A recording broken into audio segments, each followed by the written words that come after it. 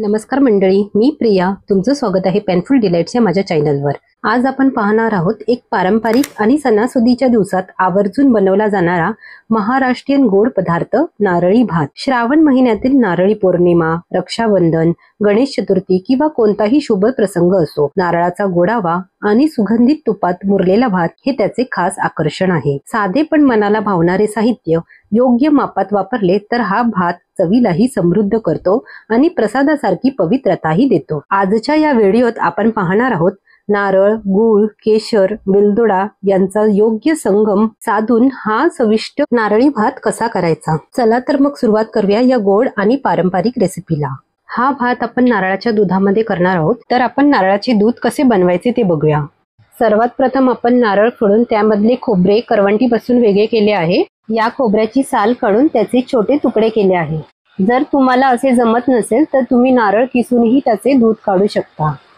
आता मी 1 वाटी तांदूळ घेतले आहे, त्यासाठी 2 वाटी मला नारळाचे दूध लागणार आहे. मी या वाटीच्या प्रमाणात तांदूळ घेतले आहे. सर्वात प्रथम आपण मिक्सरच्या भांड्यात ओल्या नारळाच्या खोबऱ्याचे तुकडे आणि 1 वाटी कोमट पाणी घालून वाटून घ्यायचे आहे. हे मिक्सर मधून 1 ते 2 मिनिटांसाठी फिरवून घ्यायचे आहे. आता मिक्सर मधील हे मिश्रण गाळणीमध्ये गाळून घ्यायचे आहे. आता चमच्याने वरती दाब देऊन हे दूध वेगळे करायचे आहे. तुम्ही गाळणीऐवजी मलमलच्या कपड्याचाही वापर करून हे दूध काढू शकता. हे पहिले दूध सर्वात घट्ट आणि स्वादिष्ट असतं. याचा उपयोग शेवटी भाजी, करी किंवा गोड पदार्थात करतात. आता आपले हे दूध काढून झाले आहे. आपण ही प्रोसेस परत रिपीट करायची आहे. मिक्सरच्या भांड्यामध्ये हे मिश्रण घालायचे आहे. यामध्ये 1 वाटी कोमट पाणी घालून परत हे मिश्रण 2 ते 3 मिनिटांसाठी मिक्सरमधून फिरवून घ्यायचे आहे. आता गाळणीवर हे मिश्रण ओतून चांगले गाळून घ्यायचे आहे. हे दुसरे दूध मध्यम जाडसर असतं. ह्याचा उपयोग भाजी, ग्रेव्ही शिजवताना करतात. आता नारळाचे मध्यम जाडसर असे हे दुसरे दूध काढून झाले आहे. आता तिसऱ्या वेळेलाही मिक्सरमध्ये हे मिश्रण घालून 1 वाटी कोमट पाणी घालून वाटून घ्यायचे आहे. हे तिसरे दूध खूपच पातळ असते. याचा उपयोग भाजी शिजवायला किंवा भातात करतात. आता हे आपले 3 वाटी नारळाचे दूध काढून झाले आहे. आता आपण नारळी भात करण्यासाठी काय काय साहित्य लागतं ते बघूया. 1 कप तांदूळ, 1 कप किसलेले ओले खोबरे, 1 कप गूळ, चिमूटभर मीठ, 1 छोटा चमचा तूप, 1 मोठा चमचा बेदाणे, 1 मोठा चमचा काजू, 8 ते 9 वेलची, 1 इंच दालचिनी, 4 ते 5 लवंगा आणि 2 वाटी नारळाचे दूध. ते 1 वाटी तांदळासाठी 2 वाटी नारळाचे दूध लागणार आहे आणि केसर लागणार आहे. हे असेल तर वापरा, नाहीतर हे ऑप्शनल आहे. आता आपण पुढची कृती करूया. सर्वात प्रथम आपण तांदूळ धुवून घ्यायचे आहे. मी इथे 1 वाटी बासमती तांदूळ घेतले आहेत. तुम्ही रोजच्या वापरातील तांदूळही घेऊ शकता. आता यामध्ये तांदूळ बुडतील एवढे पाणी घालायचे आहे. आता हे तांदूळ हलक्या बोटांनीच ढवळायचे आहे आणि नंतर यातले पाणी काढून टाकायचे आहे. आता 2 ते 3 वेळा ही प्रोसेस करायची आहे, जोपर्यंत पाणी आपले स्वच्छ निघत नाही.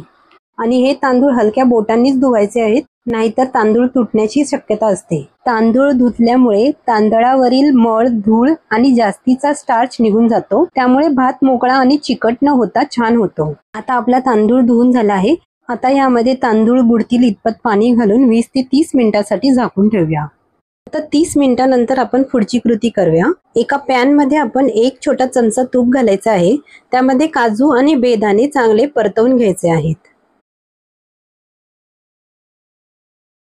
आता काजू आणि बेदाणे चांगले फ्राय झाले आहे. आपण ते एका डिश मध्ये काढून घेऊया. आता याच भांड्यामध्ये आपण 1 छोटा चमचा तूप घालायचे आहे. आता यामध्ये 1 इंच दालचिनीचा तुकडा, 4 ते 5 लवंगा आणि 2 सोललेल्या वेलची टाकून चांगले परतवून घ्यायचे आहे. आता यामध्ये भिजत ठेवलेला तांदूळ परतवून घ्यायचा आहे. हा तांदूळ मंद आचेवरती 2 ते 3 मिनिटांसाठी परतवून घ्यायचा आहे. असे परतवून घेतल्यामुळे भात मोकळा होण्यास मदत होते. आता यामध्ये 2 वाटी नारळाचे दूध घालायचे आहे आणि गॅस मंदच ठेवायचा आहे. मोठ्या आचेवरती नारळाचे दूध शिजवू नका, नाहीतर ते फाटण्याची शक्यता असते. त्यामुळे मंद आचेवरतीच हा भात शिजवा. आता यामध्ये चिमूटभर मीठ घालूया आणि आवडीनुसार केसरच्या काड्या घालूया. हे ऑप्शनल आहे. आता या भाताला चांगली उकळी आली आहे. हा राईस आपण मध्ये मध्ये ढवळत राहायचा आहे. आता या भाताने नारळाचे दूध शोषून घेतले आहे. आता 2 ते 3 मिनिटांसाठी झाकण लावून चांगले शिजवून घेऊया.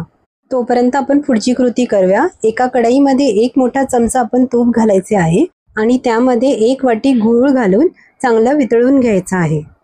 हा गूळ मी तांदळाच्या वाटीचे जे प्रमाण आहे त्या वाटीने 1 वाटी गूळ घेतला आहे। आता त्याच वाटीने आपण 1 वाटी किसलेले ओले खोबरे या गुळामध्ये मिक्स करायचे आहे। मंद आचेवर हे मिश्रण चांगले ढवळून घ्यायचे आहे। गूळ वितळेपर्यंतच आपल्याला हे गॅसवर ठेवायचे आहे, नंतर गॅस बंद करायचा आहे। आता हे आपले गूळ आणि खोबऱ्याचे मिश्रण तयार झाले आहे। आपण भात बघूया। हा भातही 80% शिजला आहे। बघा हा भात किती मोकळा आणि सुटसुटीत झाला आहे। ह्याचा एक एक दाणा हा अख्खा आहे। आता ह्यामध्ये गूळ आणि खोबऱ्याचे मिश्रण घालून चांगले एकजीव करूया। आता मंद आचेवरती झाकण न लावता हा भात शिजवून घ्यायचा आहे। आता यामध्ये तळलेले काजू आणि बेदाणे टाकायचे आहे। माफ करा, माझ्याकडनं तो व्हिडिओ स्किप झाला आहे। आता ह्यामध्ये 1 छोटा चमचा वेलची पावडर घालून चांगले मिश्रण एकजीव करायचे आहे। तुम्ही गुळाऐवजी साखरही वापरून हा नारळी भात करू शकता, प्रमाण सेमच राहील। आपण खोबरे आणि नारळ ह्याचे मिश्रण वेगळे करून यामध्ये टाकले आहे, त्यामुळे भात कडक होत नाही। आता हा भात 100% शिजला आहे। आपण यावरती 5 मिनिटं झाकण ठेवून वाफ काढूया। हा आपला नारळाच्या दुधातला नारळी भात तयार झाला आहे। आपण तो आता सर्व करूया। तर मंडळी, असा पारंपरिक पद्धतीने तयार केलेला नारळी भात तुमच्या घरी नक्की करून बघा। नारळाचा गोडसर स्वाद, वेलदोड्याचा सुगंध आणि सुगंधित तांदळाची मोकळी, प्रत्येक घासात सणाचा आनंद।